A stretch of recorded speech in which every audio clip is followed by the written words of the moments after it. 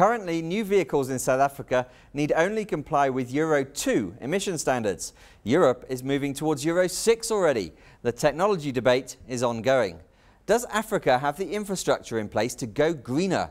It's all very well to create a Euro 3 or a Euro 4 compliant vehicle, but when will operators have access to that quality of fuel? Here to answer these questions and more are Frank Beeton, a consultant at Econometrix, and Avhapfani Tshifularo, Executive Director of the South African Petroleum Industry Association. Gentlemen, thank you very much for joining us here on the Business of Trucks. We'll start with you, Fani, because that question, when are we going to get the good quality fuel, is obviously key to this whole plan. The government has released a discussion document around the future fuel specification and standards. That is a move towards, better fuel quality in South Africa. The document was released in March, and the intention is to allow the 10 ppm maximum of sulfur content of both diesel and petrol to be marketed in South Africa as early as 2013. And the full rollout is expected to take place by the end of 2017. Okay, now we're jumping, of course, from where we are at the moment with 50 ppm to that 10 ppm, which I think is the European standard currently, Frank, isn't it? It's between 10 ppm and 5 ppm. For Euro 6, it'll be 5 ppm as far as I can understand, yes. Okay, and the delays, because obviously we talk a lot, we've got scenarios where we've got a few trucks, but certainly on the car side as well. We've got diesel cars in particular, which will only run on low sulfur 50 ppm diesel.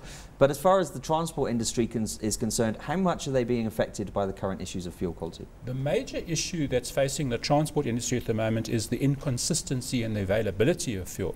The universally available fuel is 500 ppm. You've got 50 ppm in the major centres, and then Sasol can provide a 5 ppm fuel in certain parts of the Highveld. So it's a logistic nightmare to transport operators who are sending vehicles off on a trip, not knowing where they can get fuel. And the downside of that is the fact that they sometimes have to carry additional stocks of fuels on the vehicle, which is not productive. It's additional mass added to the vehicle and less payload that the vehicle can carry. It's not the ideal way, is it, Fani? Well, I think we need to recognize that, logistical infrastructure is a big, stumbling block in rolling out, 50 ppm. Because if you need to increase, the product itself, it means it has to come via imports. And for you to be able to facilitate bigger volumes of 50 ppm and any products below that sulfur content, it means there must be a capacity to do so. You are probably aware that the current DJP, the pipeline that moves petroleum products between Joburg and Durban, it has been full for almost past 5 years. But for the time being, we don't have leeway to really increase the 50 ppm product that can be transported by pipeline. However, going forward, I'm sure this is going to be rectified, because as from the beginning of next year, the new pipeline will be operational. That will allow us to also other marketers who are interested in increasing the 50 ppm volumes to do so. Look, we know, Frank, whichever petroleum company jumps on the 10 ppm is going to market that, all over the place and say we've got the best fuel, and we'll see all the advertising going on. But there's a lot of people saying that we've taken too long to develop the infrastructure for this. Yes, it's a serious problem for the motor industry, particularly for the manufacturers of vehicles, because what we have at the moment is a widening gap between the mainstream product that's being built for markets throughout the rest of the world and the product that's being made for the South African market. And what we have to remember is that the South African market is less than 1% of the world market. So nobody is in their right mind is going to produce a product specifically for such a small market. And the more that we diverse away from the world standard, the more expensive it becomes to build products for South Africa. And the other problem also is that you're denied access to the technology improvements, which means that the productivity of the vehicles actually deteriorates as well. So that does create major problems for our industry. Now, Frank says obviously the longer we take, the more expensive it's going to be. So is somebody dragging their feet? Have we taken too long? And ultimately, who's going to fund the refineries and the pipelines and everything that needs to be done in order to implement the new fuels? Look, I think it's a two-side to the debate that Frank is putting, because I think for vehicle manufacturers, yes, there's a point. Why should I have two platforms to manufacture the same vehicle, one for South Africa and for the rest of the world? So it's just unnecessary duplication of cost. But again, when you come to the liquid fuels or the fuels industry itself, you must look at from the perspective that, again, the majority of cars in South Africa, the bulk of them, they are probably the cars that are well satisfied with the current Euro 2 fuels that is available. However, we must also look at the future, because going forward, these cars are going to be scrapped, people are going to replace them, and we're going to start to see more penetration of this Euro 5 equivalent and maybe even Euro 6 going forward, penetrating the market here in South Africa. So if we were to turn the entire fuel pool, we move away from current Euro 2 to probably Euro 5, that it's going to cost the country quite a lot of money. We estimate it to be in excess of $4 billion US. So that's approximately 39 billion South African rands, 2010 money. But the question is, Fani, who's going to fund that? Well, you need to ask how is it funded elsewhere in the world. The market is not regulated, and people, they go into this kind of investment because they know that they will be able to recoup their investment, they will earn a return on their investment. So, you will have to incorporate that cost into your selling price if you are not regulated. Unfortunately, in the case of South Africa, the price is regulated of petrol by the government. However, we still think there's no question about who needs to pay for this. The motorist, the user of the fuel, needs to pay because it's the beneficiary. See, there's the thing. The motorist is going to have to pay. And Fani's probably quite correct ultimately in that, Frank. But, we've seen scenario. We've got toll fees going up, and in Gauteng particularly. But, we saw the recent introduction of the CO2 emissions tax, yes. Which is, penalising those people who are driving more, less environmentally friendly vehicles, but yet we can't get the fuel. So you can forgive the motorist for being very confused. Well, I think it's morally indefensible for the government to impose that tax on us when, in fact, there is no option available to motorists.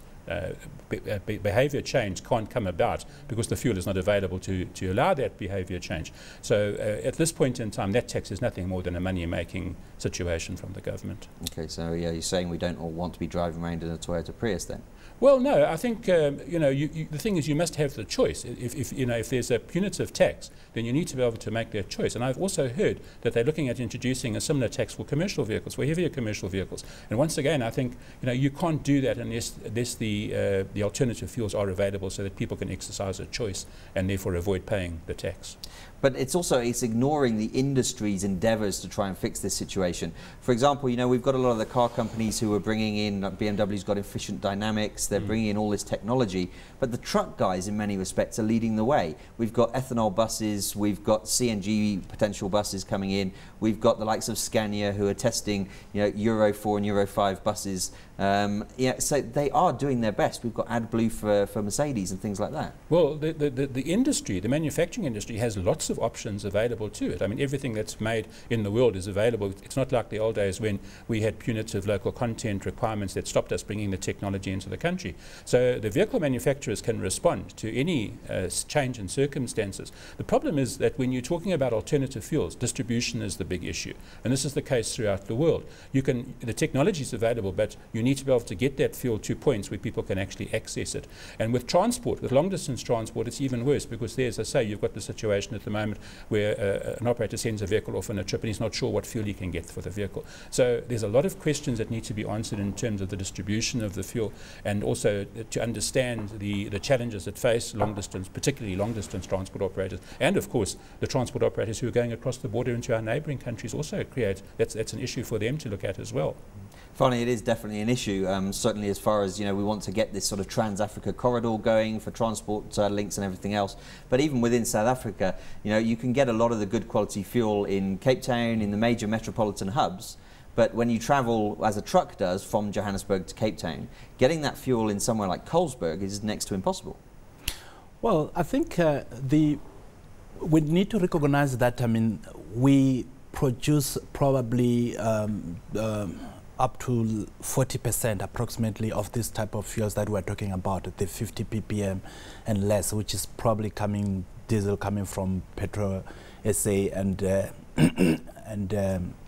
Sasol, Secunda plants.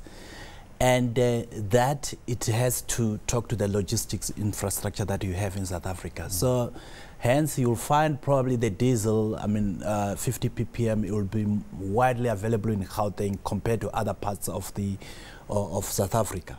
And also probably in Mossel Bay and the Cape Town areas, you can get access to that product from that plant there.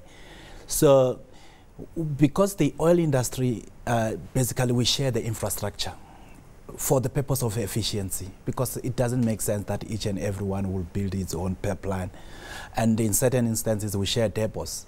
Until we've got a model that we all agree to, that, this is how we want to move forward as a country, not as a company, it will be very difficult to get this 50 ppm and below products, widely available, unless if we are prepared to, as a country, all the people involved, and also taking care of competition compliance concerns, which are there and real, we should be able to do that as a collective, and then we can meet the objective. The most important thing that is also is neglected here in case of South Africa.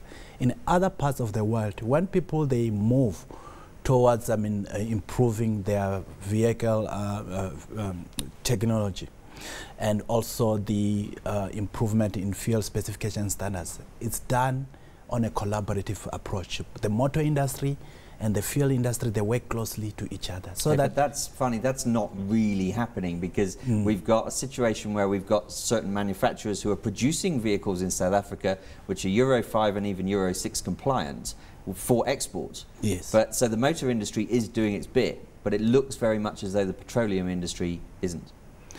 Well, look, the petroleum industry, it can only produce what the government said is permitted. I think we must emphasize that at this point in time, it's not like we're not complying. We're supplying what is legally permitted.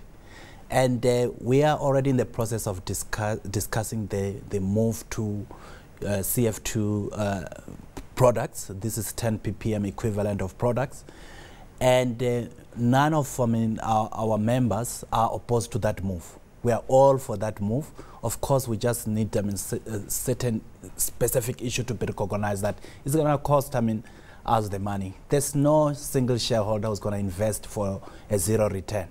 So those are the kind of things that we need to be considered. Okay, so we're looking for some form of proactivity from everybody that's involved.